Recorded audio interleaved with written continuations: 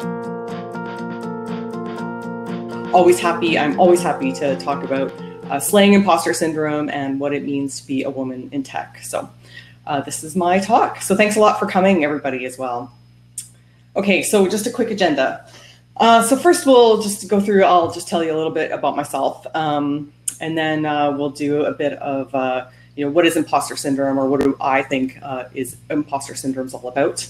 I'll talk you through some action steps to possibly overcome this personally, or I'll tell you how I overcame it personally, and then maybe you can take those steps for yourself. And really just how to approach this technology specifically, because we all know tech changes like that, and that can always lead to feelings of not knowing, because how could you know something that just changed 5 minutes ago? So just some housekeeping notes. Please give me your feedback. I am looking at this from a full screen, so I can't actually see the video at the same time. So I don't see if there's any questions coming in, but I'll check at the end. Give me your feedback for this presentation. If you liked it, if you didn't like it, if you have any questions about it. I'm Twitter, C. Wtorek, like this, and LinkedIn, Colleen Wtorek. I am the only one there on LinkedIn with that name. I'm sure of it. Okay, so who am I? Colleen Wtorek. So I have about 20 years, over 20 years in tech. I've seen it all. I've kept some receipts. I have a Bachelor of Science in Computer Science from the University of Calgary in Canada. I'm located, right now I'm on the west coast of Canada. And I got my degree in 2000. I've done everything across the board. I've been in help desk, I've done web development, I've been a build and release manager, but that was before DevOps was actually a thing. It was called a build release a manager, engineer, business analyst, project manager. I've been an architect, CTO, and a consultant. I got into tech, or I'll get to that in a second, but I've also I've worked at startups. I was employee number 11 at a startup. I worked at a global oil and gas company where I was employee probably 200,011. I've done work for government, a whole bunch of stuff. I'm currently a fractional CTO. So what that is I help people or I help companies that don't necessarily have time or the budget for a full-time CTO, but definitely need that overarching technology officer viewpoint. And I'm also a business personal trainer. So you've heard of like a fitness personal trainer. I'm basically a business personal trainer where I help businesses accomplish their goals. So I got into computer science, the degree program, without ever having written one line of code. And this is very true. Back in 1995, the internet was just starting to be a thing. And I was looking around and I was thinking, okay, I need to go to school and I need to do something that's interesting, that'll have a job at the end. And this internet thing looks like it might be taken off. So I went and I got a degree. I signed up and I got into the program. And everybody in the program was one of those people that had been coding since forever. So that resulted in major imposter syndrome from myself. But I will say I beat this feeling personally quite early in my career. And a side note, I am not a doctor or a psychologist. I only have my near Bachelor of Science in Computer Science. So I'm not a professional on that side of things, but maybe some of the things that I came up with can help you. So quickly, what is imposter syndrome? So I'm sure we all know, but I always think this is pretty funny. It's like imposter, impostor. It doesn't know what it is either. But basically, it's that feeling that we don't belong despite our capabilities. Capability, of course, not ability. No one has all the answers. No one can do everything. It's that feeling of a fraud that you can't contribute. I always think that feeling of a fraud is really interesting because being fraudulent means, to me, it means you have to have intent to do a trick or perform a magical act or something like this. So I always think that's kind of interesting. There's this concept of Dunning-Kruger, which is basically incompetent people don't know that they're incompetent. My hot take on this is that if you think that you don't know something, or if you think that you're incompetent, you're already at a stage where you definitely don't have Dunning-Kruger, because you're actually thinking about it introspectively enough. But as always, I think that a learning mindset is key for thinking about imposter syndrome. So what is this at a deeper level? So how do you manage this in IT when the landscape changes almost daily? There's a thought leader on every corner, which thought leader, I have a problem with that phrase. To me, it feels very Orwellian and very like 1984, somebody teaching you how to think. But what we need to know is that our thoughts influence our feelings. But once it's a feeling, you can't really outthink it. Essentially, you can't beat a feeling with logic. So you need to fight fire with fire. You need to change the feeling at the feeling level. So how to overcome it. So one of the things that I feel is really important in tech and kind of in life in general, and I think we've noticed this with all of the COVID stuff that's gone on, is that really becoming anti-fragile is one of the best ways to nip this in the bud. And it really means like developing resiliency. And it doesn't mean like just get a thick skin and kind of move on with it. What it really means is that you become someone that shows an increase in capability or your ability to thrive as a result of stressors. So those stressors can be like, shocks, volatility, virus, some sort of attack or failure. The way to really get around this is to adopt a learning mindset and really understand at a deeper level that becoming anti-fragile is a benefit personally, of course, because then you can respond to whatever issues are coming your way. But even in business, like businesses really thrive when they become anti-fragile. Life is problems, right? Like if things were perfect all the time, I am certain that we would go out and look for things, look for problems to solve. This is just how it is. Okay, so that's great. But how to really slay this dragon, right? So these are the kind of the 4 steps or the 4 items that I came up with when I look back on my career journey, and I think, how did I overcome imposter syndrome? How did I get from not knowing a line of code to now being a CTO for companies? And so as I thought about it introspectively, I came up with these 4 points. And the first one is really know yourself, right? So know your strengths, know your weaknesses, and then honestly, ignore your weaknesses. Don't take time working on things that don't matter. As long as you know them and okay, I'm not so good at, fine-tuned detail work. Like, for example, I'm not really good at that. That's okay. I'll just find somebody to help me with that piece, right? Find some time for like real in-depth contemplation of yourself. I have like a meditation practice. I am really involved in physical fitness. Basically working out is my hobby. So I do spend a lot of time just kind of thinking about things. So it's one of those things where you need to really know who you are and know that you're awesome and deserving. Everyone is awesome and deserving. The second point really is to embrace and practice change. So one of these things that happens is that we kind of go along life and it's like we get into this rut. We go to the same coffee shop in the morning when we go to work, when we used to go to work. We take the same route to work. We shop at the same grocery store, usually cook the same meals, these types of things. So my advice to this is to really embrace and practice change. So change things, one different thing every day. Go to a different coffee shop, walk a different way to work, change something, change what you order at the coffee shop, right? This type of thing. So that really gets you into this mindset of change and that nothing is truly, really permanent. And I find that helps. The third point is really find your people. So build a network, find the people that can help you along your path.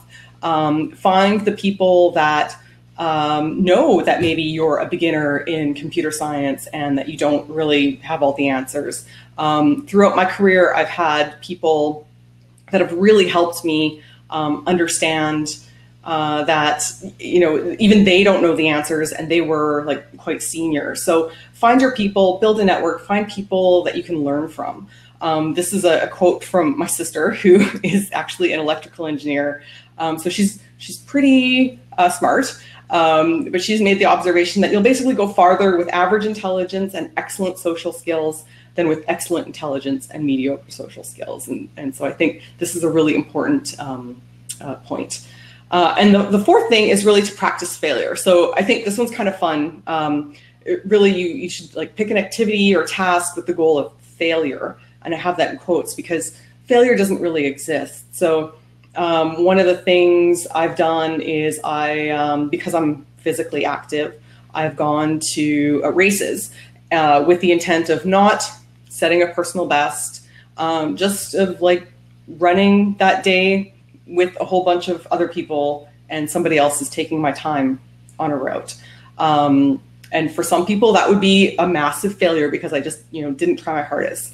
Another one that I have that's interesting, and I have a photo of it here, is, you know, these paint nights. So I went to a paint night with my husband, and it was a painting of a lovely tree on a moonlit night. And I decided to go cubist on it. And I was the only one that, decided to fail at painting it.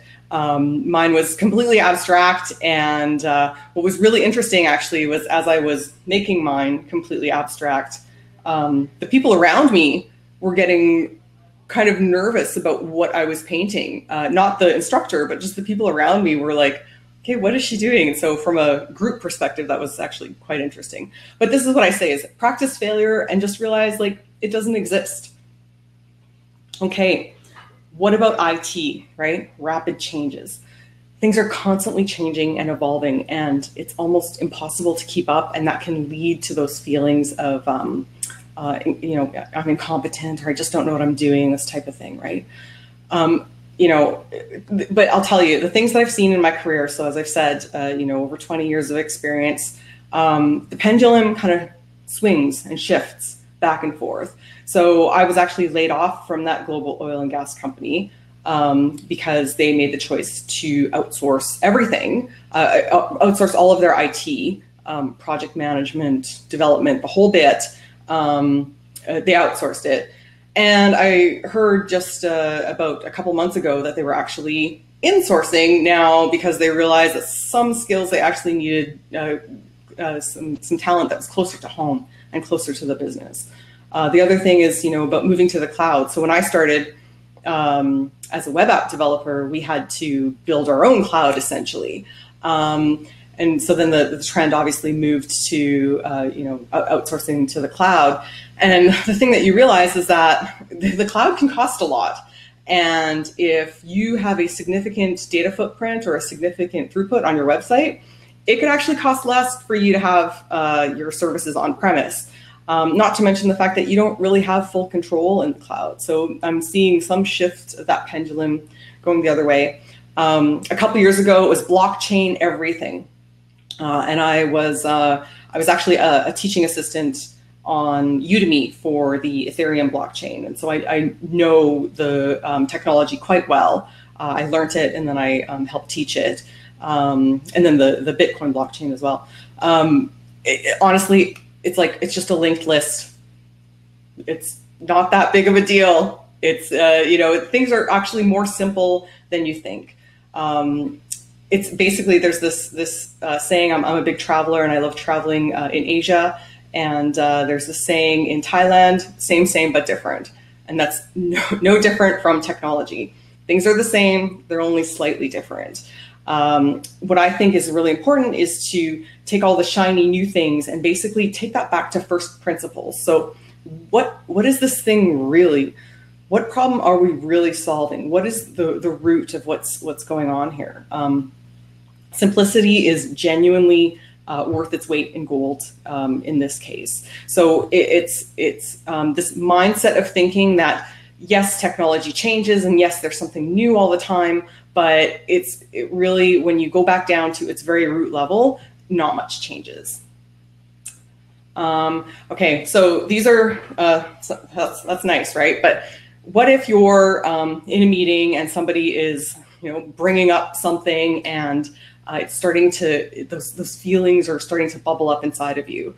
I do say, like, I don't feel imposter syndrome at all, but I do definitely occasionally feel like, oh, I don't know what I'm doing.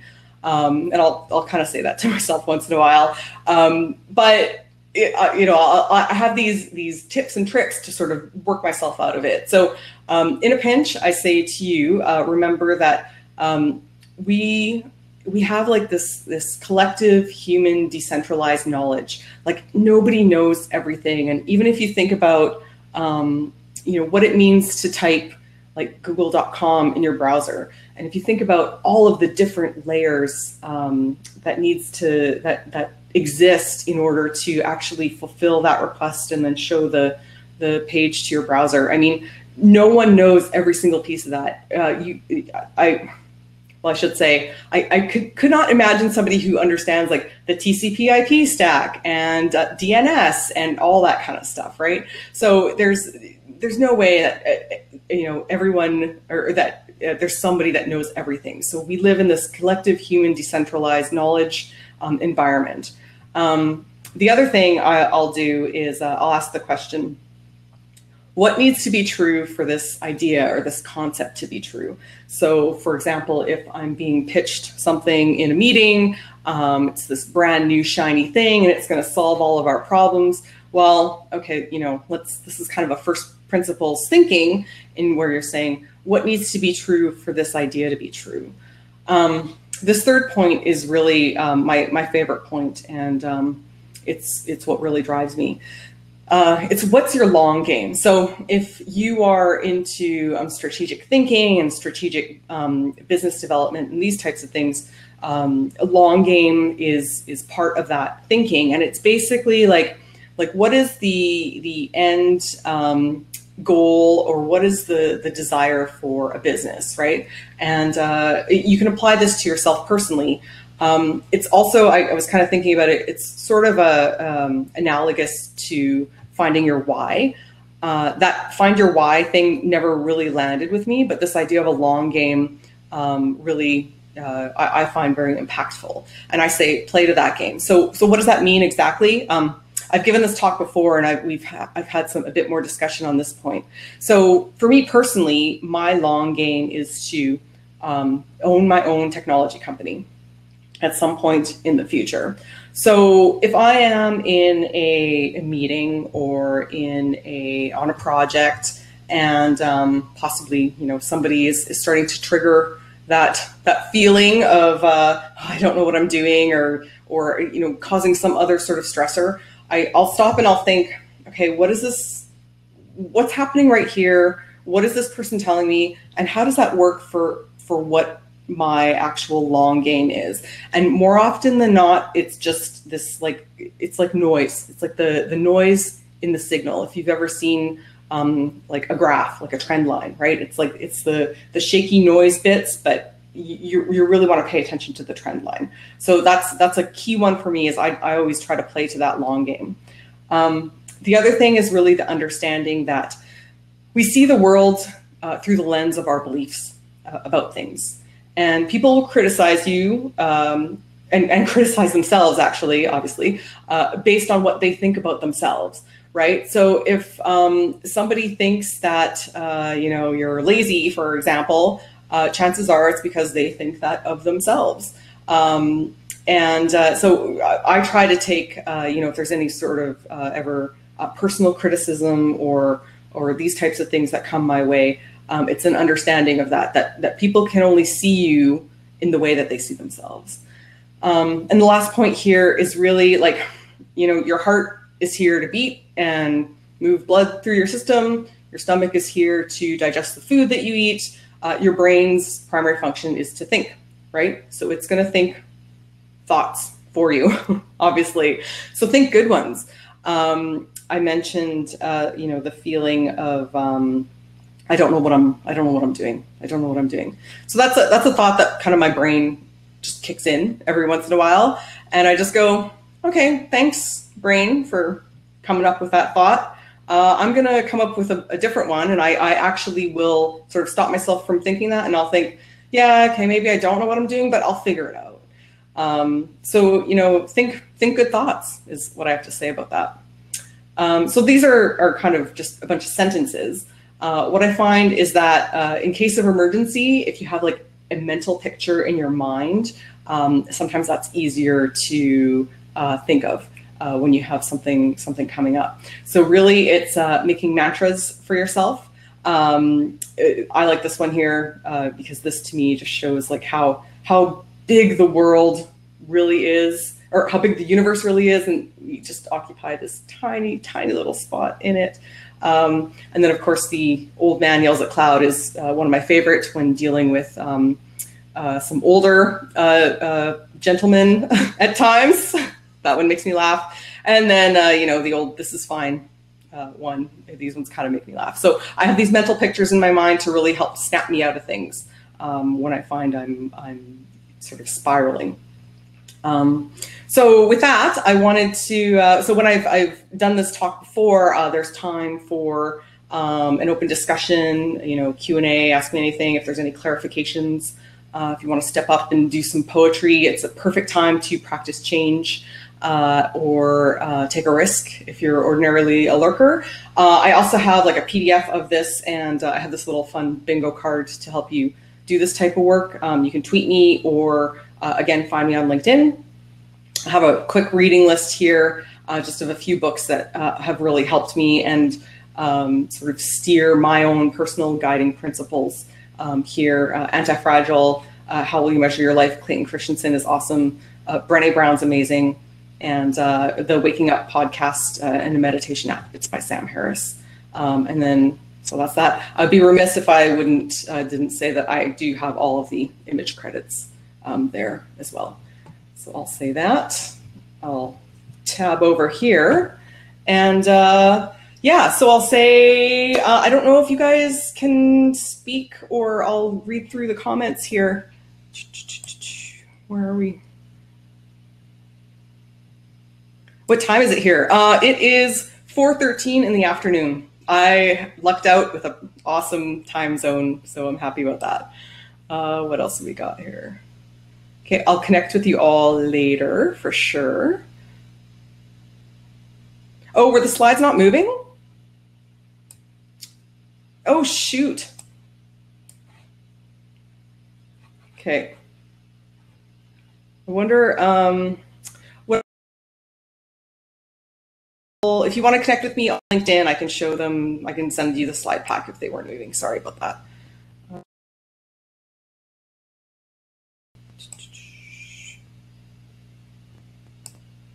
Super. Oh, the slides weren't moving. That sucks. They were really funny. I had a lot of pictures on them. I think these sessions are recorded. It says that it's recording, so. Oh, shoot. You didn't see them. That's weird. Okay, I don't know if I was supposed to import them or not. But at any rate, thank you for joining this. I will, oh yeah, the book slide here. I will paste all of that actually right in here. There you go. Those are all the books right there. So, was there another question? A success story that I want to share. Oh, thanks, Abby. That's an awesome question. I think my success story is that I really love the way my career turned out, actually. I started out, when I was in university, I thought that I was going to learn how to code video games and go and live in Japan.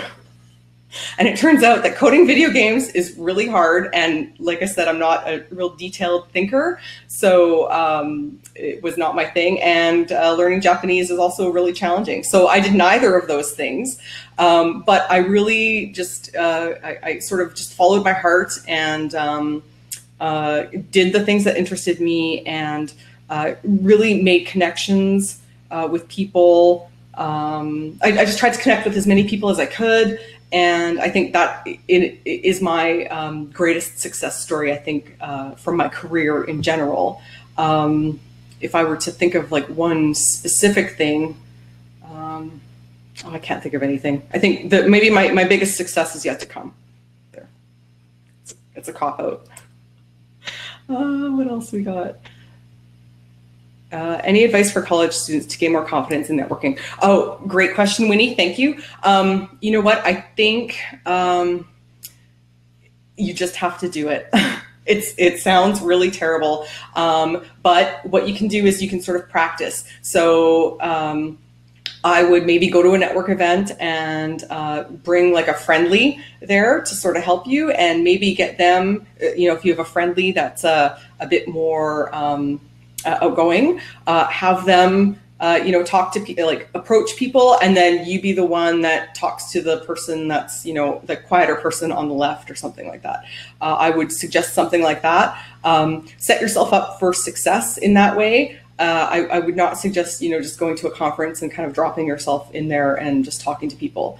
My husband could totally do that. I've seen him go up to people while eating like chicken wings and like introducing himself to people. And I'm like, oh my God, this is terrifying. And he can do that. I can't. I would say just to practice and don't be afraid of, people are here to help. People really want to help.